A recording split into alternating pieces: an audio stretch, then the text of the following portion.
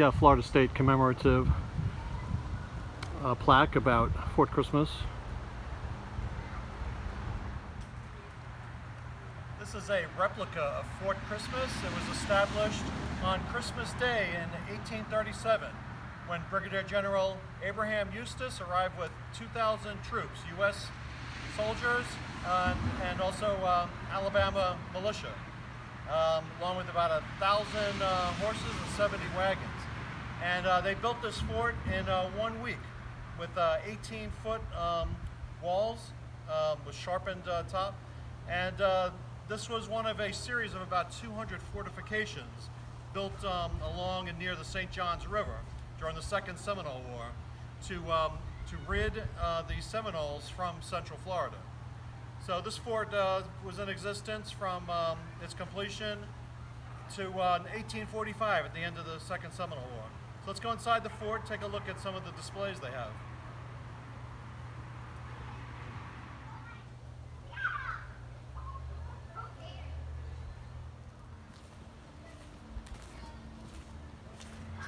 And we're in the inside of the fort.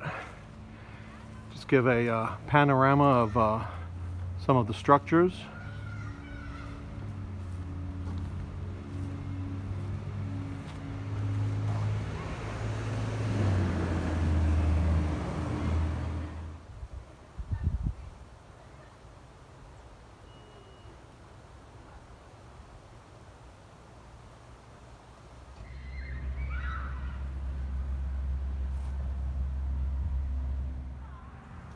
This is the powder magazine. This is where they would have kept the gunpowder, usually in the middle of the fort, and keep it safe.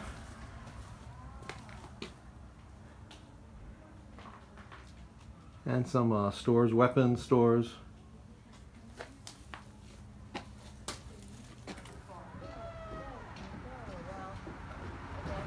This is one of the bastions on the corner of the fort.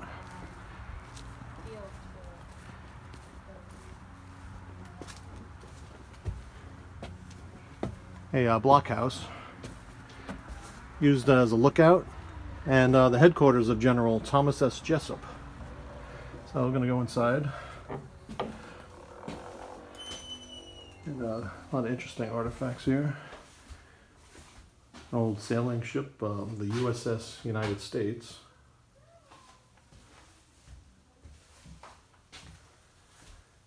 The type of light that was used to illuminate structure. Period dress of the U.S. Army. A flag of that period.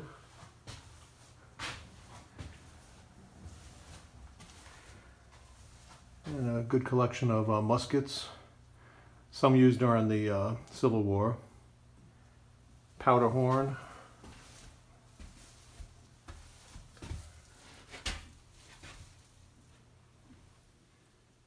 And a cannonball. This display has a collection of various artifacts, including a pair of binoculars,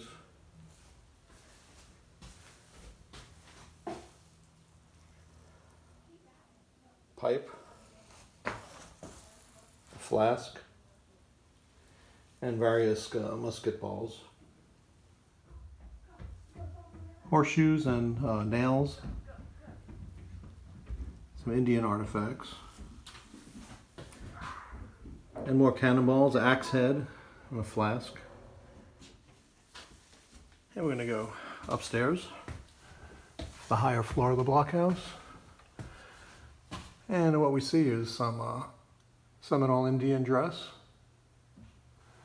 a mural,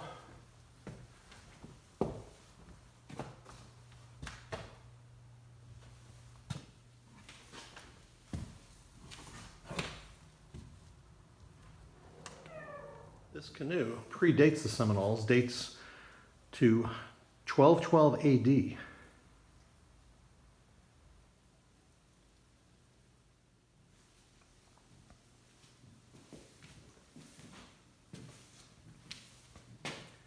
And we have U.S. infantry. Looks like militia and a Seminole Indian. And this is an authentic Seminole jacket from the 1930s. Felt top hat sitting above a panther skin. And some other Seminole textiles. Cow horns, water container, and more Seminole dress. Authentic Seminole arts and crafts with the artists who made these objects depicted.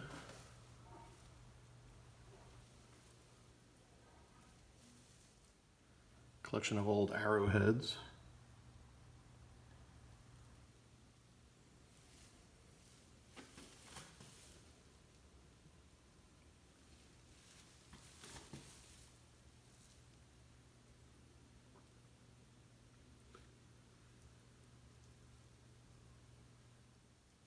And some more Seminole arts and crafts.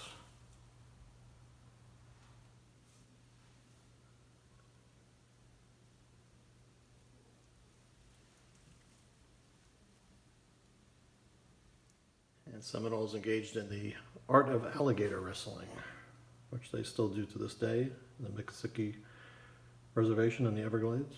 This sculpture is entitled Osceola Rejects the Treaty. There, he put the knife through the treaty. And the location of Fort Christmas near the St. Johns River. And relates into Central Florida and all of Florida.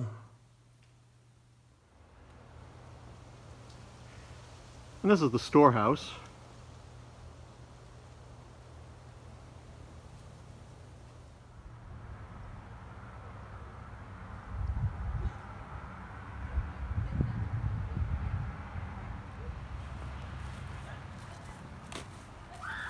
We're going to enter the storehouse.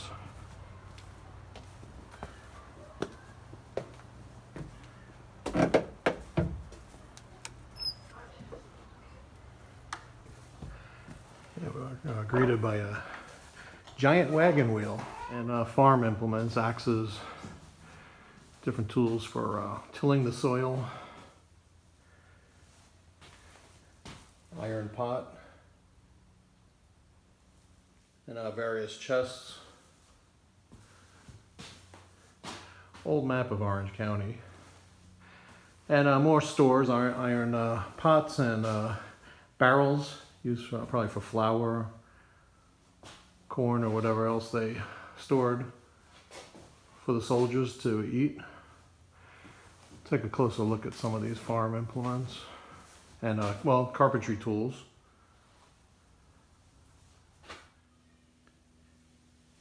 A closer look at this giant wheel. And some items stored up near the ceiling. Barrels and other bags of goods.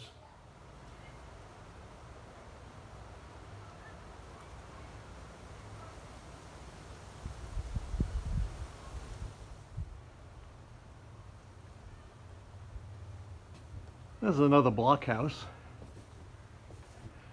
Located on the opposite corner as the first blockhouse that we visited.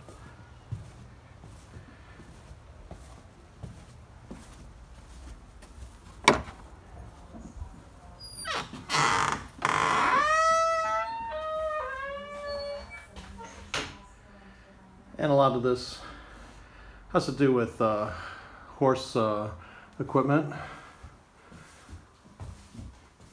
horseshoes,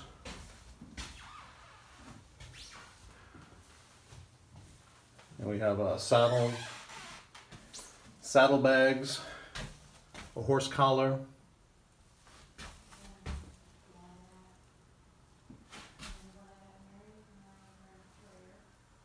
various branding irons, cowboy hat, and a little statue of, I guess, a cracker lifestyle or a frontiersman in the Florida pioneers. And an oxen yoke. This is an early 19th century loom constructed out of chestnut and built in Tennessee. A display of various dishware and utensils.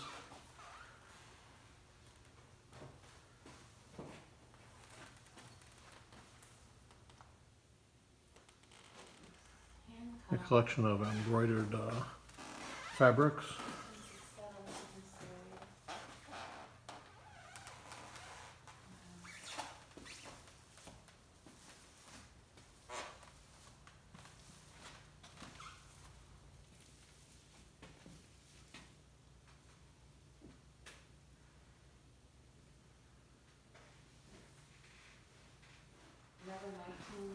Yeah. Children's clothing and dolls and other types of toys, Beautiful.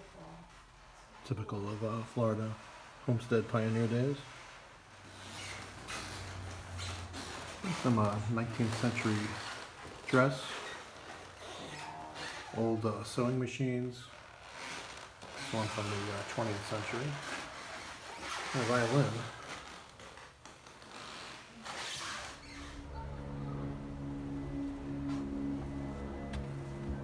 A view of the formidable 18-foot walls.